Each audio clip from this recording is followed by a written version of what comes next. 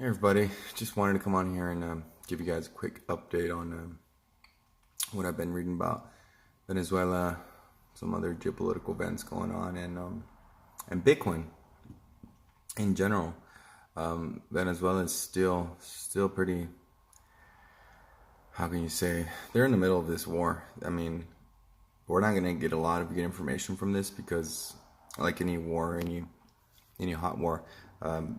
It's hard for reporters to get in there. It's hard for them to report the truth without risk to their life. So a lot of it is kind of like footage that's being recorded and things like that, and it will take a few days for that information and the media to get uploaded and discussed and talked about. But in the meantime, again, it's this whole fault line theory that is just getting and building more pressure,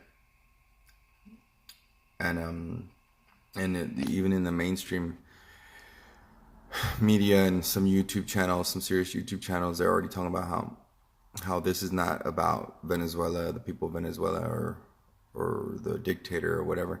That this is in general is about the bigger powers being in the area for resources.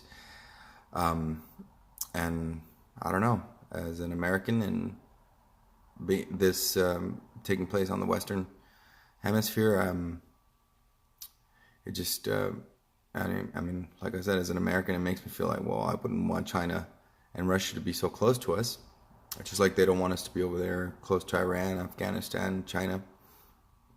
So I don't know, maybe there's this big geopolitical players that are starting to flex, and there's a lot of stuff going on with the global economy, and I don't know, it's just it seems like they're trying to make up this big old, how can you say, like this big old like drama just to keep people entertained, while the actual process of this how can you say, this depression, this deleveraging event takes place.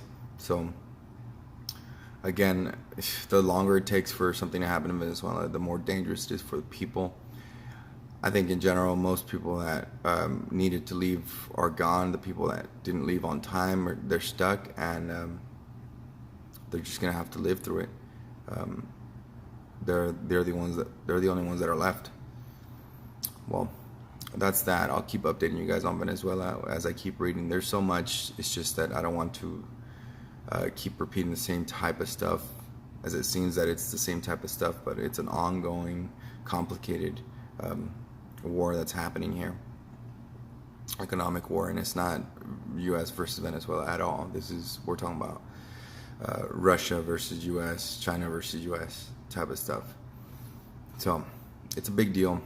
I think that more people should be aware of it and what's happening, because it's this border crisis that we have. It has to do, a lot of it has to do with the economic problems happening in Central and South America, and these are problems that are also happening in other places around the globe, and that are starting to show up here in America. So I think that more people need to find out what's going on and keep up to date. The oil prices going up. Trade talk, all that stuff affects us, so we must stay informed. The other thing I wanted to mention was Bitcoin,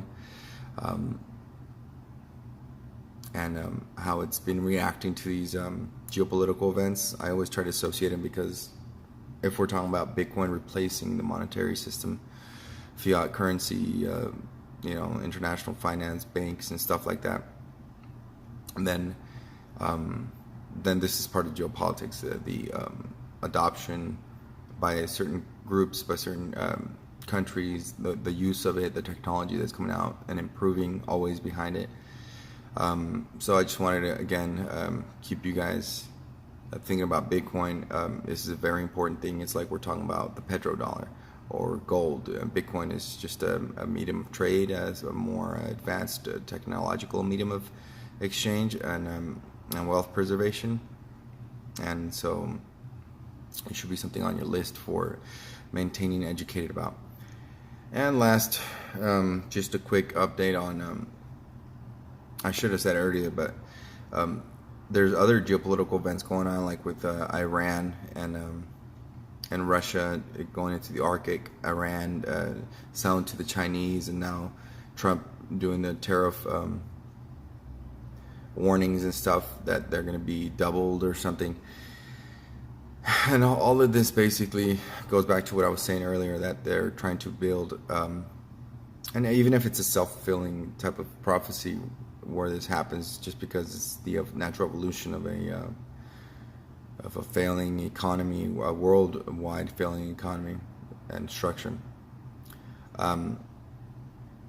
It's a little bit complicated. If you want more information, you can always stay updated on my Twitter at Jose El Barragan. Come back on here. I'll keep uploading videos as often as I can. They're always and usually related to what I'm tweeting about on Twitter for the day. Sometimes just a little bit different, but in general it's the same stuff. And you can go on there to get a little bit more information, what I've been posting, get a little bigger picture perspective if you look through my feed. But besides that, yeah, that's what I want to share with you guys today. Again, I hope you guys like the information I'm bringing to you, and subscribe. Thank you.